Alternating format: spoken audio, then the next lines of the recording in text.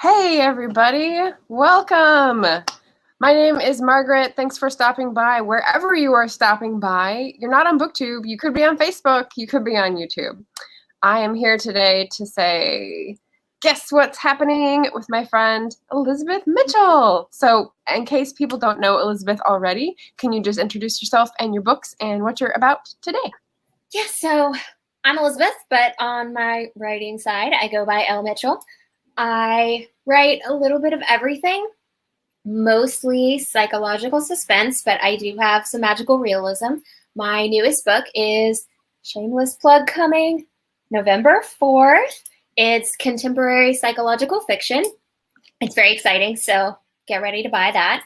What's the title? Huh? What's the title? It's called Our Tragedy. It takes place with 3 different points of view, and I'll be posting more about it at the end of the month. So I'll just leave that because I've got some fun things about the synopsis and the cover that I kind of don't want to spoil just yet. But Keep an eye out on my social media. It should be a lot of fun. But this isn't about me. This is about YOLA. And so, yay, YOLA's happening in person. Holy crap, you guys, 2020 sucked. Yeah, I guess I should say fingers crossed. Okay, so we do have a contingency plan in case 2021 also sucks. Well, we're already 9 months in, so yeah, it's already shown its glorious colors. What can I say? Yeah. Hello, Anita. Hi. So what we're here to do today is to get the information out to all the authors that we know that might possibly fall into the catchment basin of Pacific Northwest. We're very liberally interpreting that, just so you know. Whoever's available to come to Portland for our in-person event on December 12th is when we're going to be holding JOLABOKAFLOD PDX this year. And we have a lovely location, so we're going to go over some FAQs for people who are curious. You want to tell us a little bit about Urbanite PDX, which is where we'll be hosted this year on December 12th. Yeah, so it is on Broadway in Portland. It is a cute little shop that's got a lot of local wares. It's very, very large. So before you're thinking, oh my gosh, indoors shop, what are we doing? COVID's still real. Don't freak out. Okay, these tables are 6 feet apart, maybe even more, and we're only doing 1 author per table. It's going to be as COVID friendly as possible, if that's a thing, right? Yes. So, and we're encouraging masks unless there's still a mask mandate, in which case, obviously, mandates, right? Yay! Hey, Janet. So it's the idea behind doing it at Urbanite is we are trying to get as many local people involved, not just authors, but makers and when I say makers, I'm talking furniture makers. I'm talking clothing designers. We are looking to involve anyone and everyone. We're going to talk to food vendors and drink vendors because the store itself has some of this, but also let's have some involved. We started this with the idea of community. It's not just about the idea of JOLABOKAFLOD and Hygge, which of course is where it started the thought process, but this is Portland. Portland is about community, you know? So let's make it our version of YOLA, right? And how better to combat the plague than with community feeling, right? Because if you're feeling isolated, if you're feeling like you're drowning in meaninglessness, wait, maybe I shouldn't have said that. It's all about writers' community. Yeah. So I've put up some of our answers to the FAQs. December 12th, it is a Sunday. We're, cohabiting with the Second Sunday Flea. We're also hosted by Urbanite PDX, which has an amazing assortment of, how did I phrase it? Magical YOLA book fair with safely spaced tables set amid a wonderland of antiques and curiosities. And if you've ever been to Urbanite, you know, I don't know many other places like this in other cities, but it's like secondhand, also original artwork, original furniture, like a real gamut of things. So it's going to be a fun place to just peruse, and hopefully we'll get that vibe of like gift buying going, because it's the perfectly timed weekend for shopping for Christmas. So hopefully we'll pump that a little bit with people for the benefit of the authors. That's actually a great point. So we're kind of calling this a one-stop shop, right? When she mentions the second Sunday Holiday Makers Fair, Flea, that is going to be outdoors. So don't think we're somehow trying to get multiple events. Outdoors, there's going to be a huge Makers Fest. So you basically can shop for everyone. You go outside, you find a bunch of cool stuff. You come inside, you get books for everyone. You can buy furniture, clothes, candles. Literally, there's not a person you can't shop for. So, you know, if you're a last minute shopper, or honestly, you just don't want to go out 100 times because COVID's still a thing, like I said, and maybe you're tired of shopping online, just come one day, spend a few hours, and get everything this one day. And, you know, have some hot cocoa while you're doing it. Talk to some cool people. It's going to be a really good day, guys. I'm very hopeful about the food and drink vendors, because we've got some great names in the mix, first of all. And if you've been along for the JOLABOKAFLOD ride, you know that we've had various people in the past, and we're looking at like maybe working with some of them as well. But also like the original idea of like getting books, giving them as gifts, and then Christmas being about an introvert's delight of like going home to read your book and having a cup of hot chocolate nearby. And so that original vision, I mean, I'm really hoping we can get someone who gets that hot drink and, you know, non-alcoholic, although there might be alcoholic drinks as well. We don't know. We're still doing some of these details as details change, and, you know, we negotiate things as we move forward. So, but hopefully hot chocolate. So I've put the links to apply. Our application process is ongoing. It is going to close, I think, at the end of September, October 1st. Yes. October 1st. So we have a few weeks left, plenty of time. It should really take you 15 minutes. As an author, if you've never done events before, it might take a little bit more, because you have to find an image and, you know, write a little blurb, and people can obsess over that. Don't obsess over it. Just get her done. Right. But if you've done events like this before, it should be pretty easy. You'll have like in your Google Drive, mine is called assortment of blurbs and bios. And I just sort of like add on as I change them and update them and stuff. So it should be pretty easy for folks. And there is still plenty of room left. So, you know, get on that link right here that's up on the screen. And don't forget, we have makers, right? We're looking for makers to apply specifically for us, not just the outdoor event. Right. Outdoor event is a whole separate thing, which you should totally look into. But that's a much bigger thing, right? You have to bring a tent. We're very, very excited for that event, but that goes through Urbanite. If you want to have a smaller table indoors with us, we're looking for anything from, you know, pretty book crafts, earrings, cards. I don't know. Surprise us. Right. We've had tea vendors before. We're all about, like I said, community. So, you know, surprise us. We are interested, right? Okay, Janet. So that is a great question. We are trying to say no, right? Because even if you know the person, these tables, one of the cool things about this, which I forgot to mention, these tables are not your typical author event tables. These are going to be the Urbanite tables. So some of these are artisan tables. Some of these are antique tables. These are tables that already exist in the building. So some of them are like 4 or 5 feet. Some of them are 8 feet. You're not going to have to decorate much. I mean, you can. You're not going to have to bring them in your car either. No bringing a table. No need for, you know, a big cream colored like sheet. You just get to enjoy a really beautiful, some of them are stainless steel, some are wood.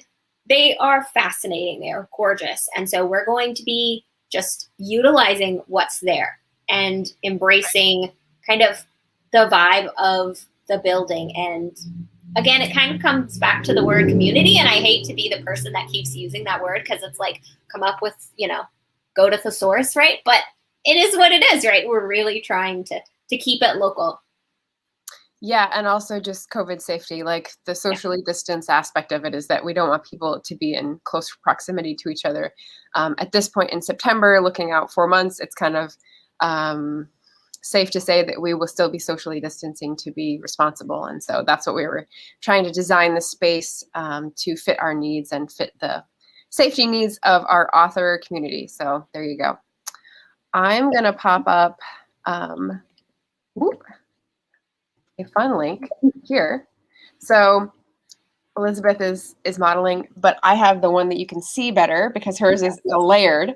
But in case you did it last year, we have the new model. We have the one with the T thing says 2021. So this is a really awesome design that Elizabeth put together last year to make it like launch with our very own logo and swag. And so we have it on Redbubble, and that is the link to purchase things. It just helps support the work that we're doing to bring the writers together and have this space and have this experience. And you get a cool writing community piece of merch. So that's just something in case you're one of those people who like to support things and wear it loud and proud. Join us. Oh, there are stickers and mugs Yes. and masks, bookmarks and masks and notebooks. I went all out, guys. Yeah, there's a lot of good stuff. So be in the cool club. That's all I'm going to say about that. For sure. Yeah, I had, there's another question. What does the time preference mean? Oh, she's on the app already. So love this. We had, let's see, what I had here is that Urbanite is generally open 10 to 5. We were experimenting with having 2 shifts of people, a morning shift and an evening shift. We don't know if that will be feasible based on who applies and how many people and what spaces are open. So in case we're splitting people and in case we're not, we just had that open. If you'd rather be there for the first shift, if you'd rather be there for the second, it doesn't pin you down to accepting one of those 2. As Elizabeth was saying, we're moving with the times, and once we get everyone settled in on October 1st, we'll be able to see how much we have to work with and whether that is going to be the reality or whether we're going to shift to, having an all-day thing and maybe giving people more time to set up. We'll see. Yeah. I thought it would be fun to give a little preview of some of the books I have from previous JOLABOKAFLOD authors. So I have a little stack here. I thought I'd, go through a little Hall of Fame. The most recent one I've read, and these are all the ones I have in physical because I don't have an e-reader to hold up. I just look at my screen, and I'm looking at my screen now, so I can't show you that. Mm-hmm. These are the physical books I have. Anatomy of a Darkened Heart by Christy Stratos. She is a BookTube, AuthorTube friend. This is a gothic horror, so for those of you who like horror and creepy and what is going on, kind of the Shining kind of feeling, this is excellent. We've got Ballads of Hope and Joy from J.D. Estrada, who was on my panel last year. He's great, also a BookTube friend, also a great panelist, but living in Atlanta, so probably not going to come this year. We've got Dee Montgomery, who has written this book, My Music Man, which was a great one, a great piece about her father and stories about her growing up right here in Willamette Valley. Not Lake Oswego. I haven't been down there in a while. I'm trying to remember the name of the town. Hold on. No, it's a sneeze coming. Anyway, southwest of Portland. So Dee Dee was great. She's been there a couple of years.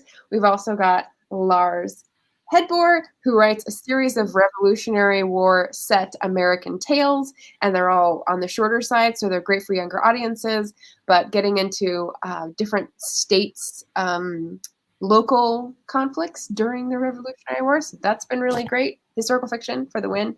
Yeah. And then we have this famous lady. We have, I have the one that says Elizabeth Mitchell. Sorry, it should say Elle Mitchell now. And this is also in the creepy horror vibe, murder mystery kind of vein. But maybe Elizabeth wants to say a little bit about Sweethearts before we talk about our tragedy. So that is a psychological suspense, small town vibes. It's about a woman who goes back to her hometown to kind of face some demons, and it's from 2 perspectives. It's from hers and a serial killer who is, part of the reason why she needed to come home. And I won't say much more than that because it is really, really easy to spoil some secrets. Yeah. And I talk a lot. Not that you could have told that at all. No. All right. So just a few more minutes. I went through my shelves. I don't know if you do this, but I have a shelf that is like local people and local authors that I keep. And so we have some fan-damn-tastic Pacific Northwest authors. Yeah. And, you know, we've started out as a small indie book fair, but, you know, dream big. So I just wanted to highlight some of these Pacific Northwest authors that I know personally and love. Know personally most of them. So let's just give them some shout outs here. We have M. Alan Cunningham. This is the last book of his that I bought, Perpetua's Kin. He's all over different genres and spaces, but does a great appearance at book fairs. I always see him at holiday cheer, and he's wonderful. We've got amazing Renee Denfeld, local celebrity, The Enchanted. She's got several other books, but I have them on different formats. So this is the physical book. Yay, Renee. We've got Sophia Shalmiev, whose memoir, Mother Winter, a feminist memoir, came out over a year ago, I think right before the pandemic started. And I met her from working at the bakery, from her being a regular. So that's a really fun story. We've got one of my favorite fantasy authors, Lady Taylor, daughter of Smoke and Bone. I think I have 2 copies of this, so I have my choice. And then an author from Seattle area who I'm really interested to get to know, but I've only talked with on Twitter, Nicola Griffith. She's big on disability rep and, as you can see, historical fiction with Hild in the Middle Ages or before Dark Ages. So I can't wait to get into that one. But yeah, just a sprinkling of the richness of resources that we have Pacific Northwest authors. So I'm really hoping we can see more people find out about JOLABOKAFLOD, apply, get in with the community here, and, you know, reach out and virtually light up someone's day. Yes. So I popped the link up there for the last little bit for this JOLA takeover of my Friday Live. And yeah, happy Friday. If anyone has questions, you can definitely reach out to either one of us on our social media. I'm just going to put up our links. And Elizabeth, if you want to last words as I put up our profile. I do have a last word, which is just in case there's one thing holding you back, which is what if the numbers of COVID get worse? I know we don't want to talk about COVID, and don't worry, I'm not going to get into any of like the details because we don't need to talk about it any more than we already do. I just wanted to let you know that we do have a plan for moving this to an online space, and it's going to be a lot of fun still. There's going to be conversations. There's going to be readings. We're going to have it so you can still connect with readers with some live stuff. And we're going to make it so that when you give links to for your books, it will be, you can either give them to your website or a local bookstore. That way we're still, as close to local as possible, which, is harder online, of course, but that way we're not constantly just saying, I guess, find it on Amazon, right? So it's not the same, but I just wanted to let you guys know in case that was a thing that was making you hesitant, because I know the climate is constantly changing. So just thought I'd throw that out there. Don't be afraid. Please apply. We are really excited to have new authors every year. We're so excited about expanding the JOLABOKAFLOD PDX family, and we want you. Awesome. Yay! Awesome. Yay! So follow us on our social channels. We've got Facebook, Twitter, and Instagram that I just threw up in the chat. And connect with us any way you can. We'd love to hear from you. We'd love to have you. And yeah, that's it for now. So thanks everyone for watching, and hope to hear from you about JOLABOKAFLOD PDX. Thanks, guys. Thanks.